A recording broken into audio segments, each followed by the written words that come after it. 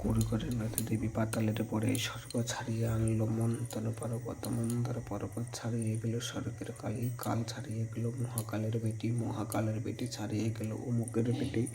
গোপাল রে সর্বাঙ্গ ছাড়িয়ে যাবি মহাদেবের আগে, মহাদেব পাইলে কর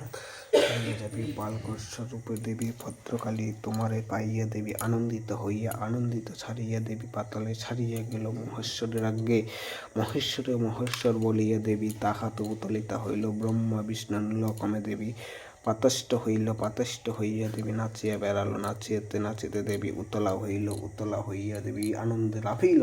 কার্তিক গণেশের সাথে দেবী বীর্যপাত করিল, বীর্যপাত খাইয়া দেবী